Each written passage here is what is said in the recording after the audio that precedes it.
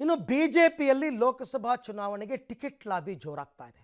ಅದರಲ್ಲೂ ಮಾಜಿ ಸಚಿವರುಗಳೇ ದೆಹಲಿಗೆ ಹೋಗಿ ಬಂದು ಮಾಡ್ತಾ ಇದ್ದಾರೆ ಟಿಕೆಟ್ ಲಾಬಿಗೋಸ್ಕರ.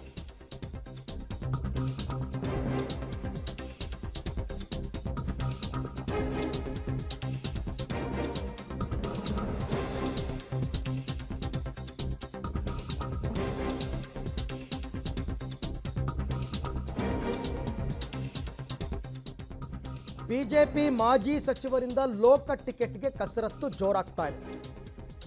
ಹೈಕಮಾಂಡ್ ಮೆಟ್ಟಿಲು ಹತ್ತಿಳಿತಾ ಇದ್ದಾರೆ ಮಾಜಿಗಳು. ಬೆಂಗಳೂರು ಉತ್ತರ ಕ್ಷೇತ್ರದಲ್ಲಿ ಸ್ಪರ್ಧಿಸ ಬಯಸಿದ್ದಾರೆ ಸಿ.ಟಿ. ರವಿ. ಚಿಕ್ಕಬಳ್ಳಾಪುರ ಕ್ಷೇತ್ರದಿಂದ ಟಿಕೆಟ್ ಕೇಳಿದ್ದಾರೆ ಡಾಕ್ಟರ್ ಕೆ ಸುಧಾಕರ್. ಅವರಿಗಾಗಲೇ ಜೆ.ಪಿ. ನಡ್ಡಾ, ಅಮಿತ್ ಶಾ ಎಲ್ಲರನ್ನು ಭೇಟಿ ಮಾಡ್ಕೊಂಡು ಬಂದಿದ್ದಾರೆ. ಬಳ್ಳಾರಿ ಕ್ಷೇತ್ರದಿಂದ ಟಿಕೆಟ್ ಪಡೆಯೋದಕ್ಕೆ ರಾಮುಲು ಅವರು ಪ್ರಯತ್ನ ಮಾಡ್ತಾ ಇದ್ದಾರೆ. ಲೋಕಸಮರದಲ್ಲಿ ಮಾಜಿಗಳ ಪ್ರಯೋಗ ಇರುತ್ತಾ ಹಾಗಾದರೆ, ಅಥವಾ ಹಾಲಿ ಮತ್ತು ಹೊಸಬರ ಕಾಂಬಿನೇಷನ್ ಇರುತ್ತಾ? ತೀರ್ಮಾನ ತೆಗೆದುಕೊಳ್ಬೇಕಾದವರು ಹೈಕಮಾಂಡ್. ಬಟ್ ಇವರೆಲ್ಲರೂ ಕೂಡ ಚುನಾವಣೆಯಲ್ಲಿ ಸೋತಿದ್ದಾರೆ. ನೋಡಿ, ಸಿ.ಟಿ. ರವಿ ಅವರು ಸೋತರು, ಸುಧಾಕರ್ ಅವರು ಸೋತರು, ಇನ್ನು ರಾಮುಲು ಅವರು ಸೋತರು. ಈಗೆಲ್ಲ ಅವರು ಯಾರು ಶಾಸಕರೂ ಅಲ್ಲ. ಇದೊಂದು ನೋಡ್ಬಿಡೋಣ ಚಾನ್ಸು. ಇನ್ನು ರಾಜ್ಯದಲ್ಲಿ ಎಲೆಕ್ಷನ್ ಇರೋದು 4 ವರ್ಷಕ್ಕೆ. ಅಯ್ಯೋ ನೋಡ್ಕೊಳ್ಳೋಣ ಅದನ್ನು. ಅಲ್ಲಿ ತನಕ ನಾವು ಮಾಜಿಗಳಾಗೇ ಇರಬೇಕಾ? MP ಆದರೂ ಆಗೋಣ, ಡೆಲ್ಲಿಗಿಲ್ಲಿ ಸುತ್ತಾಡ್ಕೊಂಡಿರೋಣ ಅಂತ ಲೆಕ್ಕಾಚಾರಕ್ಕೆ ಬಂದಿರ್ತಾರೆ. ಹಾಗಾಗಿ ಸಿ.ಟಿ. ರವಿ ಅವರು ಈಗ ಬೆಂಗಳೂರು ಉತ್ತರ ಬೇಕು ಅಂತಾರೆ, ಸುಧಾಕರ್ ಅವರು ಚಿಕ್ಕಬಳ್ಳಾಪುರ ಬೇಕು ಅಂತಾರೆ, ಶ್ರೀರಾಮುಲು ಬಳ್ಳಾರಿ ಬೇಕು ಅಂತಾರೆ. ಏನು ಮಾಡ್ತಾರೆ ಹೈಕಮಾಂಡ್ ಹಾಗಾದರೆ? ಇವ್ರಿಗೆಲ್ಲರಿಗೂ ಟಿಕೆಟ್ ಕೊಡ್ತಾರಾ? ಹೊಸಬ್ರಿಗೆ ಮಣೆ ಹಾಕ್ತಾರಾ? ಕಳೆದ ವಿಧಾನಸಭಾ ಚುನಾವಣೆಯಲ್ಲಿ ಮುಲಾಜಿಲ್ಲದೆ ಕೆಲವರು ಹೊಸಬ್ರಿಗೆ ಟಿಕೆಟ್ ಕೊಟ್ಟಿತ್ತು ಬಿಜೆಪಿ. ಈ ಸರ್ತಿನೂ ಅದನ್ನೇ ಕಂಟಿನ್ಯೂ ಮಾಡ್ತಾರಾ? ಅಥವಾ ಬೇಡಪ್ಪ, ಗೆಲುವೊಂದೇ ಮಾನದಂಡ, ಗೆಲ್ಲೋ ಕ್ಯಾಂಡಿಡೇಟ್ಗಳಿಗೆ ಕೊಡೋಣ ಅಂತ ಕೊಡ್ತಾರಾ?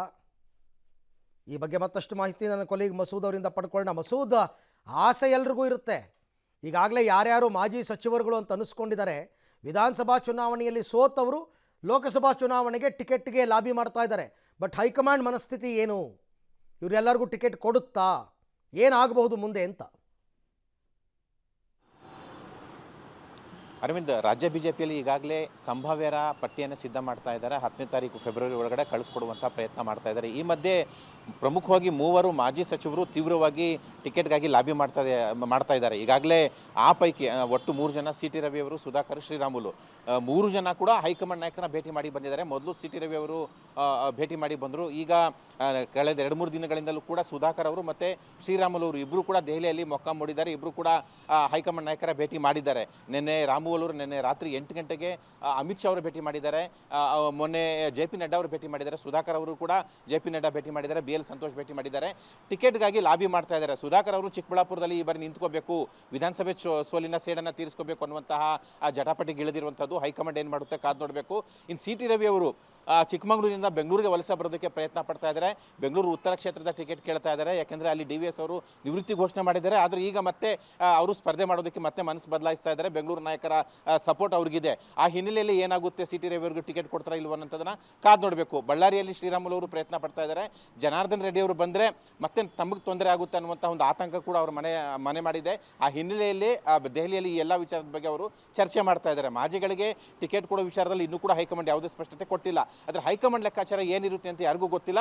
ಆದರೂ ಕೂಡ ಬಹಳ ದೊಡ್ಡ ಮಟ್ಟದಲ್ಲಿ ಈ 3 ಕೂಡ ಲಾಬಿ ಮಾಡ್ತಾ ಇದ್ದಾರೆ. ಟಿಕೆಟ್ ಕೊಡ್ತಾರಾ ಇಲ್ವೋ ಅಂತ ಕಾದು ನೋಡಬೇಕಾಗಿದೆ. Arvind, okay, thank you Masood ತಮ್ಮ ಎಲ್ಲ ಮಾಹಿತಿಗೆ. ನೋಡೋಣ, ಇದೆಲ್ಲದಕ್ಕೂ ಟೈಮ್ ಇದೆ ಇನ್ನೂ ಕೂಡ.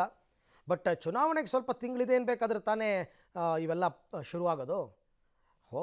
ಹೋಗಿ ಹೈಕಮಾಂಡ್ ಭೇಟಿ ಆಗ್ತಾರೆ. ನೋಡಿ, ಅಮಿತ್ ಶಾ ಅವ್ರನ್ನ ಭೇಟಿಯಾಗಿದ್ದರು, ರಾಮುಲು, ಸುಧಾಕರ್, ನಡ್ಡಾ ಅವ್ರನ್ನ ಭೇಟಿಯಾಗಿದ್ದರು. ಪ್ರಯತ್ನಗಳನ್ನ ಮಾಡ್ತಾ ಇದ್ದಾರೆ. ಅಂತಿಮವಾಗಿ ತೀರ್ಮಾನ ತಗೋಬೇಕಾಗಿರೋದು ಹೈಕಮಾಂಡ್.